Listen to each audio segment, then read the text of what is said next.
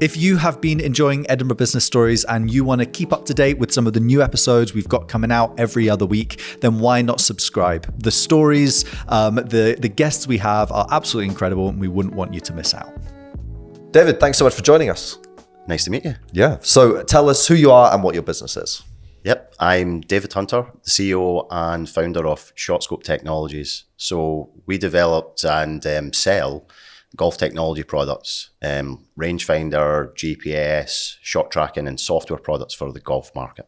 Amazing. And so your team you got a decent sized team? Yeah, we're a team of 38 based here in Edinburgh. Okay. Software developers, engineers, commercial people, marketing, salespeople, obviously operations and finance as well. So yeah, we actually we develop everything in-house. So we've built all our own IP, all our own technology in-house. So the team is very much in-house. Yeah, amazing. And you sell all over the world as well? 160 countries. That's crazy. Which is fantastic. I mean, look, we've been at that number for about a year. And obviously there's countries where we want to scale larger and, places like North America is a big focus for the company at the moment.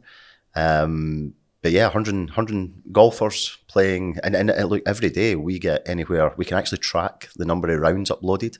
So yeah. So on a quiet day, we'll get about 4,000 rounds uploaded from our users. Yeah. And on a really busy day, middle of summer, we might get 25,000 rounds in a single day uploaded into the platform, which is really cool. And it does make you wonder, in certain times of the year, winter, where are people playing 4,000 rounds of golf? It's not in the UK, I don't think. Yeah. We're jumping into the detail just now, but while it's in my head, what is that all data that's then captured? What do you do with the data that's then getting? Yeah, so one of our big USPs, our company was founded on the premise and the mission of helping golfers to improve their game. Yeah. So our golfers in about 25 rounds actually improved by over 4 shots.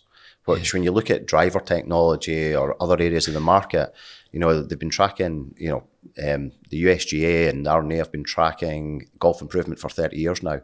And the average improvement in 30 years in the USA has been just over a shot. So as technology has moved on, driver technology, golf ball technology is just amazing nowadays. The golf ball goes so much further than it used to do. But actually golfers have been struggling to improve. So what we came up with, and although I was a sole founder, the founding team is still there at ShotScope. So I will talk a lot about us as a founding team, because we are a founding team. And, it's been a long journey and a lot of those people have been with us every step of the way. But what I was doing as a golfer is I'd done sports in my teenage years. And I was at an international level and it was all about minimal gains. So when I started to get obsessed with golf in my early 20s, I very much took an engineering approach, and this approach that I learned in my teenage years about minimal gains, gathering data, gathering information. So I would go around the golf course and gather data on every single shot. So I had 8 notebooks. I would measure distance off the tee, shot dispersion, my approach play, is it short, is it long, is it right, is it left, where's the misses, how close have I got to the pin. It wasn't fun to play golf with me, I have to say. Had a secretary with you, just writing it all down. I mean, if it was a Sunday competition, I would hand, you swap cards to record your score. Yeah. So the playing partner that I would swap my card with, I would take notes on the card that I then hand back to them. And he wouldn't be very impressed when I had squiggles and writing and everything everywhere, because you can't quite just in the middle of a competition get your notebook out and start going, just before I hit my shot, I'm going to record that I am, 170 yards away from the green. And, so what actually happened is gathering all this data, and I would go down to the range and practice as well. I by being competitive in martial arts and sport as a teenager, I was desperate to improve at golf. And a lot of my friends that I played golf with had played since they were 10. So they're hitting these beautiful shots, they're scoring, they're making it look easy. And I'm sitting there shooting 90 going, wait a minute, I can do better than this. So I'd start to go to the golf range, I would measure out dispersion, I would go and hit 10 balls and then walk up to the pin and see how far away it was. And I'd go back and write it in the notebooks. And actually, I could hit the ball okay. So what I learned over the space of 6 months was that if I kept hitting the ball the way I'm hitting it, and there could be a few improvements in your swing and other things, that was one way, but it looked difficult. You know, you see a lot of instruction videos in golf around change your swing, get better, and it's a really hard path to go on. So I started to manage my game a certain way and gathered all this data about managing my game, understanding my game, getting insights into my game, but my goodness, it was painful. So 8 notebooks, writing all this data, and then I had a piece of software that I developed myself, where I would then enter data in, and it would generate graphs, charts, tables. But I mean, entering the data was like an hour and a half on a Sunday. Yeah, I know. You go on these journeys, and I'm not saying it's all rational, right? But my handicap went from 16, it was actually closer to 17, all the way down to 5 in 2 years. And, I was just loving this process. And I realized along the way, so I'm an engineer. I used to design for medical, military, oil and gas, startups, all the way through to blue chip organizations, and designed electronics, embedded software, would set up supply chain. We kind of were a consultancy that came in and helped other companies and other businesses if maybe they were struggling with a piece of technology or they wanted to move the technology faster. So I realised along the way on this journey of improving my game of golf, there must be an easier way to collect this data. You know, it's now a full-time job. Golf is now, I don't know, 25 hours a week or some mad amount of hours, and not all at the golf course and not all on the fun part, which is playing the game. So how can we gather all this data and just have fun playing the game? And sat one Sunday morning, 3 pieces of paper, came up with an idea that, you know, through RFID, through accelerometer gyro, there must be a better way of starting to gather all these stats, all these analytics, actually identifying the exact position of the shot automatically. And that eventually became what is ShotScope now. But the whole premise was you go out, this technology works in the background to gather all your stats, all your analytics, and then through the click of one button, uploads all this data onto a mobile device or a dashboard. And all of a sudden, you've got access to over 100 statistics, analytics, and insights about your game. But you didn't have to carry 8 notebooks with you and start writing pieces of software and all that good stuff. Right. Okay. And again, you've got ShotScope on your chest there. What was that? The original name? No. Right. It was originally called AutoCaddy, and we won a grant, an Innovate UK grant. Yeah. Sports Tech Startup of the Year back in 2013. Yeah. And the autocaddy.com, Twitter, Facebook at the time wasn't available. Right. And with a lot of effort, you know, we landed on ShotScope. Yeah. And it's great. You know, it's now recognised worldwide as you know, in the UK it's one of the market leaders, in the worldwide it's growing fast. Yeah. And again, out of interest, forgive my ignorance here, who would be a competitor of ShotScope? Yeah, there's 2 main competitors. Right. One is Garmin Golf and one is Bushnell Golf. Okay. So Garmin are very strong in GPS and Bushnell are very strong in rangefinder. Yeah. And then there's a few other competitors, primarily all based in the USA. Yeah. So we don't have a lot of competitors here in the UK and Europe. But yeah, we offer rangefinder, GPS, and the shot tracking piece, which is the piece I just went into the details on. Yeah. And the shot tracking, nobody really does that the way we do it. Right. But and all this was born out of, you said earlier, a midlife crisis.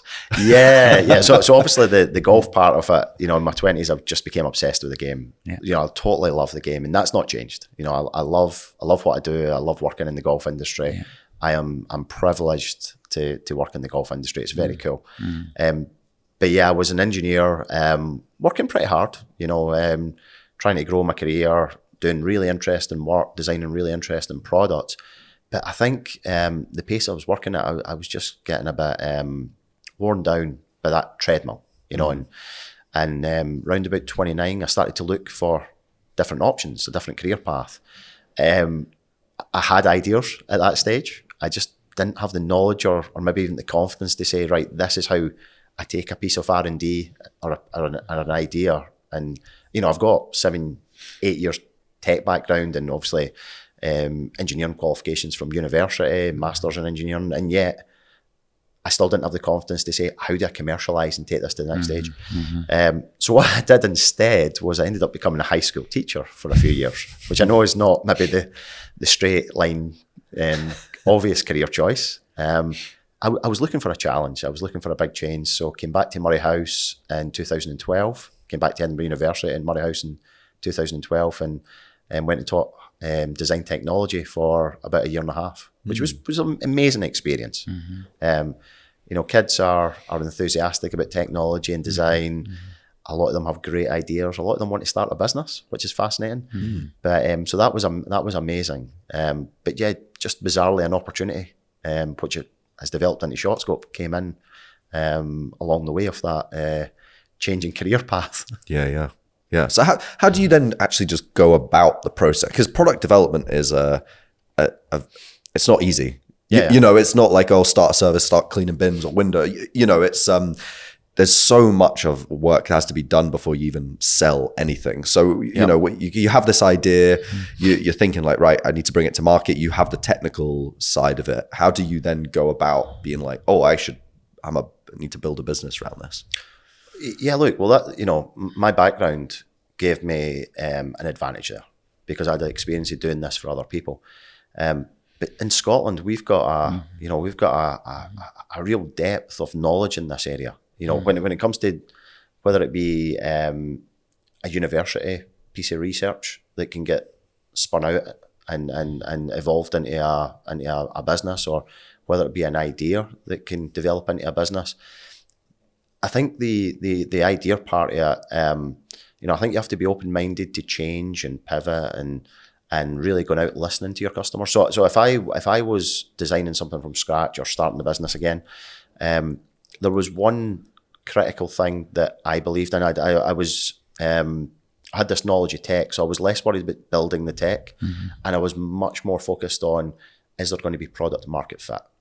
So, I think we can, as people who develop and build technology, we can get caught up sometimes in this is the best thing ever. And it might very well be, but let's make sure someone's going to pay for it. Or there's pay for it's the wrong thing to say there actually, because you might just fit your tech or your innovation might solve a problem that's part of a chain or part of a supply chain or fits into a different type of business. So let's make sure there's a problem to solve. And then if you can see that the problem is there to be solved and you've got a way of solving it, let's go and verify that there's the opportunity there. So what I did, so I've now left a very good engineering job. I'm now a high school teacher and it was going quite well. I was enjoying it. The kids were brilliant, really enjoyed teaching. Out of interest, where did you teach? So I taught in 4 high schools. Yeah. I taught in Linlithgow, Bathgate, Deans, and I was down at Falkirk High. So I'm local to the area. Falkirk High was fantastic. There were a couple of high schools that were very, very good, but Falkirk High was very big on engineering science. Interesting. And my background in engineering and science meant I really enjoyed working at Falkirk High. They teach it from first year, second year, which is a bit unique. And I think really important, because there was kids. So they put me in sorry, we're off on a tangent. I saw that was my fault. It's good. It's really good. So I was a probationer. So first year into teaching, and I was given advanced hire. A group of kids. There was, I'm going to say 8. I can't quite remember. But the year before, most of them had got like 3, 4, 5 A's. One of them, I think, had got 6. And you're sitting there going, oh wow, these kids are really smart, really switched on. Amazing kids to teach. What I would say is, I also had a difficult 4th year class. They were amazing kids to teach as well. They just they really did want to learn about engineering, learn about, can we go and build a career around engineering? Can we go into mechanics? Can we go into electronics? Can we go into pneumatics? Obviously quite well supported from INEOS, and I know there's some things going on there, but this is back in 2012, 13. And but the advanced hire kids, I had to go and prep for like 3 hours for a 1 hour lesson. Because I can remember putting up on the board like I was back at university, going through equations on some electronics, and And they were sitting there going, "Sir, you've got that wrong. Sir, you've got that wrong." And I'm sitting going, "My God, I've done 5 years of this. I should know. I'm the teacher." But there was an example. You know, that engineering science is there's software, there's electronics design, there's some physics, there's some maths. It can be a bit of a scary subject. It's actually weighted really highly at universities, but it's quite a difficult subject to teach. You know, and that's one of my regrets is, you know, I'd love to stay in that journey and more engineering science, because I do see in Scotland that is a way to you know, grow the economy, build business, really change. You know, if you look at green energy, you know, if you look at software, in Dundee, it's amazing what's going on there in the gaming industry. Yeah. But a lot of those skills that engineering science teaches actually can flow into these type of organisations. So sorry, I can't actually remember what the question was now. Neither can I. Apologies. That was my fault. I sent you, but that's interesting. But just on that point, then so obviously you've gone from engineer to teacher, and then you kind of came into the business that you've got now. But you came as an engineer. Yeah. But you obviously have kind of had to learn the commercial side of that. And I think you mentioned, again, off camera, this, you know, I mean, give us your kind of view on Scotland and America. I mean, on the commercial side, you know, my father ran a car garage. So, you know, there was a lot of chat about business and how it was going, good and bad. You know, that's not an easy, that's not an easy path, you know, and really difficult. So you see the good and the bad of business there. And then, you know, I think actually the way we got into the last subject was talking about that crossover from engineering idea into commercial. Yeah. So, you know, in America, I think they're very, very good at commercialization, scale up, growth. You know, you have that early stage backing. You know, everything's just a bit bigger, you know, and, you know, the results are just a bit larger. And, you know, I think you have some more, you have potentially have friends and family that can put in hundreds of thousands, if not millions of dollars. And then you obviously have a VC ecosystem that, you know, if something's going well, they scale it up really fast and efficiently.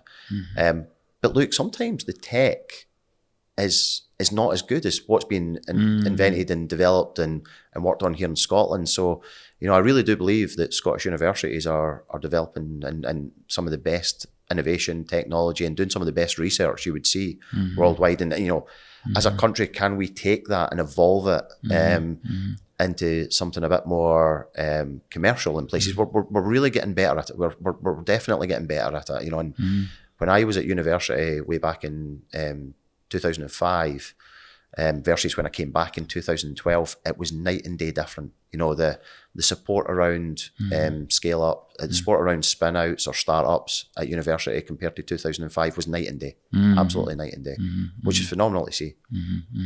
And so how much of that then led to you being able to get started quicker than you would have if you hadn't been in that ecosystem? Yeah, look, I mean, coming back to, I just didn't know how to start it. You know, so I've got 8 years engineering experience. I've designed for other startups, and I just didn't know how to get it going. And there's a fear there, right? And there's a fear there that you probably have to get past. And, you know, now in a weird set of circumstances, you go from being an engineer to a teacher. You've really made the big jump already. So the next jump to start a business wasn't as large. But what was amazing back in 2012 is I was all in on teaching. You know, I'd given it a lot of thought. I was committed. I was really enjoying it. And 8 weeks into teaching, I sat one morning, opened up my Edinburgh University emails, and it was a startup competition at the Assembly Rooms in Edinburgh, and or a startup kind of event. And I thought, I need to go to that. I just felt I had to go to it. And so I went down to the event. I got talking to LaunchEd, which was the kind of support ecosystem around the university at that time. And all of a sudden, I was involved with competitions. We won a competition at Edinburgh University. I was in the ecosystem. I was going to events every other night. I was meeting with Scottish Enterprise. And like Scottish Enterprise are amazing in that early stage phase. But also you started to see angel investors and come around that network as well. So, you know, the angel investment network in Scotland really is interesting. It's a really strong network that Scottish Enterprise supports as well. And that combination can get companies up and running. And look, I think we've now had a lot of success here in Scotland. You know, some large businesses, Skyscanner, Fangio, and you know, we've been given advice from these type of businesses, and that all helps as well. The belief part of it as well. Yeah. Can I ask, how important is being a Scottish-based business, obviously the home of golf, how important is that? You know, we think it might be, is it? You know, it's a fascinating one. The answer is yes. It is really, really important. But if I talk about what happened for us, we didn't know how to pitch or kind of integrate that into our sales pitch at ShotScope. So we were a bit scared. You know, golf is traditionally associated with, you know, the Open, St Andrews, links golf courses, you know, that beautiful links coast that you see everywhere. The history of the game. You know, the game was invented, and it is the whole here in Scotland, and it is the home of golf. And we just didn't know how to fit that in with technology. So in a bizarre way, we stayed away from it. You know, we didn't kind of push the Scottish part of it. And I still remember going to the PGA show. So we go to the PGA show every January. We're there, I think it would be about 2019-ish. We're there with a team of 8, and the question comes off, why is there so many Scots people on this stand, you know? And I couldn't help myself. I said, well, where do you think we're from? And they'd say, oh, West Coast of America. You're here in the US, you're pitching technology. We think you're from the West Coast of America. And you're like, no, we're a Scottish business. And look, I think that was part of us having a little bit of fear there of just how to add it into what we do. Now we talk about it a lot, and look, the Scottish part of what we do, you know, the industry in America are fascinated by it. There is I think we sell a very good solution for the golfer first and foremost. So we can help your golf game. We can help you get better at golf. You know, that is our mission and our vision. And, you know, the Scottish part of it is a bit secondary, but it's a nice touch and a nice fit with the home of golf. But look, I actually don't think it matters what industry you're in. I think when we go to the USA, and we spend a lot of time in the USA, you know, the way I talk about it is we'll fly out to the US, and then we'll flights internal in the US are mega cheap.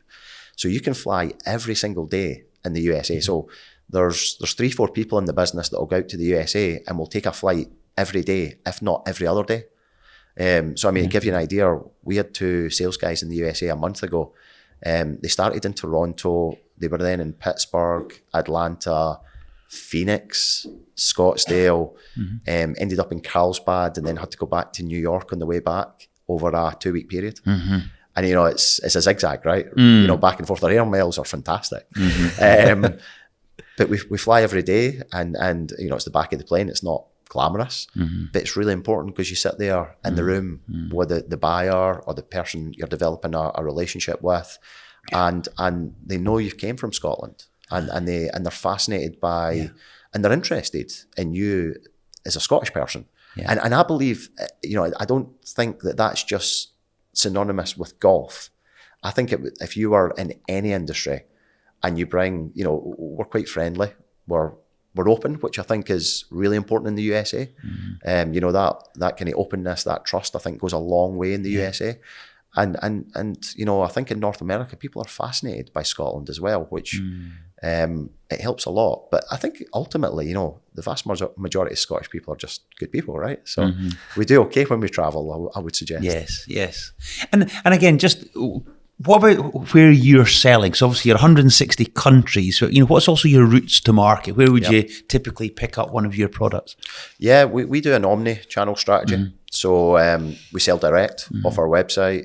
We also do a bit on Amazon, which is quite a good channel. You know, we fit into the gifting. It can be a gift at holiday season, Christmas. Sorry, very American holiday season, and obviously big box retail. You know, and big box retail falls into sports and golf retail. So we sell through those channels as well. And then the term would be green grass. So in the USA, there's 16,000 green grass locations, which here we would view as a professional shop. You know, a professional shop at the golf course. And we have them here. We have about 2,500 locations. And we work with two of the largest distributors in that area as well, foremost in TGI here in the UK. But yeah, it's a true omni-channel strategy. And I think that's important because, you know, the golfer can choose where they purchase a product. And I know there's areas in golf where they want to go and talk to their golf professional and get advice before they purchase a product. Or in the USA, these retail locations are a massive, amazing experience when you go into them. And sometimes in that retail location, you've got, as a golfer, you've got someone you want to go and purchase from. You've got someone that's almost been like the local PGA professional. So it's fascinating. Their sales this year, 90% of the sales in the USA have actually been in store, which is fascinating because it's very different in the UK. But look, omnichannel is a difficult one to manage, you know, and the real simple thing is keeping price parity. So we, you know, if we're going to run a promotion, we'll inform everyone we work with. We'll inform retail, distribution, green grass, and we'll publicise prior to the promotion that on certain dates we're going to run a promotion. And that's really important. You know, these guys are critical to your growth. You know, that's the place the customer goes to purchase from and has that choice, which I think is very important. But, you know, we want to work with industry on that. And I think sometimes technology and golf companies sometimes go a different direction there. Whereas we want to work with coaches, we want to work with retail, we want to work with green grass and professional shops. Because at the end of the day, we all want the same thing. We want the golfer to have a great experience and improve. How has it been building a team as you've kind of grown across the States and Scotland? What's that been like? It's an amazing experience, you know. You know, in the early days, obviously, I'm building technology. I'm running around doing a whole host of different things. Some of it learning, some of it just a disaster, to be honest. And then all of a sudden, you know, you start to build a team. And the first thing I did was try and replace my engineering skill set and bring in an engineering skill set in so I could really focus on raising finance, building the team and the commercial side of the business. And, you know, in Scotland, there's really good people. There's there's a lot of amazing universities, but there's 4 amazing universities on our doorstep here in central Scotland. And really, we've been very fortunate. We've recruited a lot of graduates. We've recruited some people that were involved in the golf industry or played professional golf and lived in America for 5 years. So we've got quite a nice, diverse group within the business now. You know, as a technology company, we've got a lot of females that work in technology, which is quite nice. But we've got people from all over the world that have came maybe to go to university in Scotland or live in Scotland and ended up working at Shottsco. But you know what, building a team is fascinating. It's been a great experience. And I'm really privileged. You know, I talk about the rock stars on the team. You know, we've got a huge amount of people that are very passionate about what we do, very smart, very ambitious themselves and determined. So, you know, I've just thoroughly enjoyed building a team, but it's primarily because of the people that are there. Yeah. Tell us, do you have to have a passion for golf to kind of be at Shottsco, or No, actually? not at all. Yeah. So, you know, on the commercial side and the customer support side, there's knowledge that's quite important. So, you know, if you're going to talk to a retailer or a distributor or a coach and try and sell them a product, you know, if you can talk that language of golf and have that experience, it goes a long way. It is quite important in those areas. And then in customer support, you are dealing with on-course problems, or you know, for example, we do very well in customer support. You know, it's a big area that we focused in. And what does that mean? So, obviously, you know, when you start scaling a business and you sell hundreds of thousands of products a year, you're always going to have issues in places, and you know, whether that be a return or a technical bug. Sorry, did you say customer support? Customer support, Sorry, yes. I think you said customer sport. It's my, Sorry, it's my ears. You're all good. You're all good. I know that. Right, okay. So obviously you want your customer support to be of a certain level. Okay. You know, for example, in golf, you know, if there's a golf course to get mapped, or there's an edit to make to a course, or there's a bug that the golfer wants resolved, and this is Friday, well, it's really important that that's resolved, because the golfer is most likely going to play at the weekend. Yeah. And it's, you know, I think it's hard to teach that to people. So we like golfers in that area as well. But on the tech side of the business, we've got, it's primarily non-golfers with a little bit of people who've got some experience in golf. And look, I think that's quite important as well, because they're solving technical challenges first and foremost. And, you know, I think when they're solving technical challenges, and they're not golfers, they then look at the problem that they're trying to solve, taking knowledge from the golfers. And I think that helps a lot to build the best potential solution. But yeah, no, look, we you know, you don't have to play golf. I don't get to play that much golf nowadays. Oh, really? Really, yeah. Oh, no. Do you not host golf days and that? If that's what, I'd be all over it. I'd be like, I'm playing every day. Yeah, and I'm calling it work. Look, there's a thing in the golf. My the PGA professional at my club said to me about a year into the journey, he said, look, David, you're obsessed with this game. You do realise that once you're in the industry, you don't get to play much. Yeah. And he was completely right. You know, I go and play with my son a bit, but I spend more time in business meetings or in conference rooms or travel or on calls to the other side of the world. Yeah. And I just struggle with time. But my son's getting into it. My son is into it actually. So it's getting a bit better. You're like out testing the watch. I do that all the time. The thing is, he's into it now, but can you imagine playing golf with your dad who's out with his 8 notebooks? He wouldn't do that very often, would he? Yeah, but I've solved that. You solved that. That one's done. So you're giving father and son kind of quality time together now on the golf course. Yeah, look, we go, and I would say he's a fair weather golfer. Yeah. So I wouldn't say he doesn't. He's 10 now, so he doesn't love the winter. But he goes to the range. He loves the range. So we will go to the golf range, and he'll spend a couple of hours on the range, and then he likes to go to a range where he can go and pick up the golf balls, and he's got that engineering mindset. So his name's Luke, and he's very much got the engineering mindset. And you know, he writes code. He does a lot. Obsessed with 3D printing. It's the things he 3D prints is fascinating. So he's got the technical piece down. But we go and play golf on a Saturday morning. He's got the same problems as myself. We go at 6 a.m. to play golf. Right. So, you know, I start early, I get a lot done. So on a Saturday morning, we typically are out the house by 6 a.m., get a coffee en route, and we'll go to the golf range for a few hours. And he only wants to go and play 3 or 4 holes though. All right. But and just do fun drills at the golf range. So not the notebooks at the moment. Right. Maybe one day. His mindset's got it. So maybe one day. You're just nurturing your next employee, aren't you? Well, it could be good. I think he could do okay. And so what's the future then for a business like yours? Is it new development on watch? Is it, you know, expand the different things you offer to the community, or? Yeah, so, you know, we're very good on new product development. You know, we've brought out 12 new products in the last 24 months, which really helps your scale and your growth and the speed of that scale as well. But then there's still a few products in the pipeline. There's still areas that we maybe don't compete in the segment we're in, and we're definitely looking at bringing out a few new products. And David, are these kind of effectively watches then, or are there other products?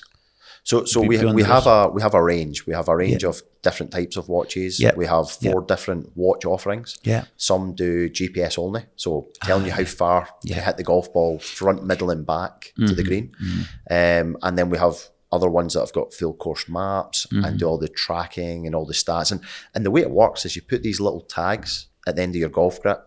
You wear one of our shot tracking watches, and you go and play. Yeah. And this technology gathers all those 100 statistics, analytics, and insights in the background, and then shows you a map of every single shot you've hit and where it's landed, where you've hit it from, where it's landed, where your next shot went, and then gives you all this data. Yeah. And then we do rangefinders. So we do laser rangefinders that actually tell you how far to hit the ball. So you hit the flag or you hit a position on the green, and then it gives you the exact distance. And they're selling really well at the moment. And then we've got a little handheld device that does GPS yardage as well. Okay. So yeah, it's a suite of product lines. And we are expanding that further. Yeah. So what if Tiger Woods were to go and wear one of your watches on his wrist? Would that just be an absolute steal for you? Yeah, look, I mean, if you can arrange it, that would be Well, perfect. it just so happens I know him. Yeah, look, I mean, I think, Right. our products, so there's the RNA have rules around where these things can be used. Oh, right. And our products are legal for use in all competitions. So yeah, that would be right? that would be amazing if Tiger Woods could wear it. I don't know if we could afford to pay Tiger Woods.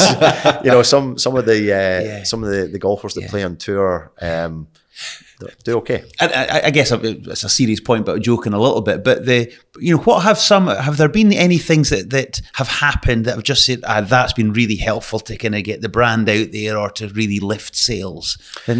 Yeah, look, I think think there's obviously these things about luck, and I'm not a big believer that luck. I kind of think you sort of develop or build a lucky break more than anything else. So most of the things that have happened have actually been through just sheer hard work. Yeah, and it's not just me; it's a whole team there. And that's new products. That's working with retailers for 3 years, and then all of a sudden they out of nowhere they say we're going to roll out 7 SKUs across nationally across the USA and store. But that was 3-4 years of hard work. So there's tons of things that help build the brand. But look, it mostly comes from the really difficult. Yeah, when you look back, and you see where the brand is today and where ShotScope is today, and like I said, you can get 20,000 rounds in a day, and you go into a retail store in America, and there you are with 7 SKUs, 8 SKUs. Yeah. The majority of that's been really hard work, and look, I think that outweighs everything. So we've definitely built the lucky breaks. But yeah, it's been blood, sweat, and tears mostly. I like the way you've said that. It kind of made me think about this idea of it's luck is where preparation meets opportunity. Is that the phrase? I think there's something. I like the way you've said it. You develop your own lucky break. Yeah, I mean, I think it was Gary Player, he's a golfer that's won a ton of majors, that says, "I'm not lucky. I just worked really hard." Yeah. And guess what? The luck seems to come. Yeah. So thankfully, we've got. Good. We've got a ton of people that work really hard every single day on what they do, and I'm just privileged that I'm surrounded by a group of people that work so hard. I would like to think enjoy the environment and what they do, but they're passionate about what we're working on, which is very cool. Yeah, David, we ask all our guests, what is your guiding principle in business? Yeah, look, I think it's really simple. I think you do business as you would want to be treated. So whether it be within the team itself, whether it be with your customer, whether it be with a partner, you treat them and operate with them as you would expect, to have on your side if you were on the other side of of a deal or an opportunity. So treat everybody the same, openness and honesty, and I think you'll always do okay if you follow that principle in business. Nice. Yeah. Can I ask one last question? I know that's normally the last question, but I want to ask: have you ever had a hole-in-one? Yes. Oh, great! Yeah. And it was all thanks to ShotScope. I wish it was. No, it was way before ShotScope. I've actually had 2. Oh, right. And one was need to boast, David. No. One was on not very exciting. One was on a very short par 3 on my own. Bizarrely. So it's not a good one. And one was in a competition, which was quite a good one. Okay. I've been very, very fortunate. But it's I don't get on the golf course as much as I would like nowadays. So they're a long time ago, close to 20 years ago, actually. Well done. There you go. David, thank you so much for coming on, sharing your story, and wish you all the luck in the future. Perfect. Thanks for having me. Much Much appreciated. Thank you. Thank you.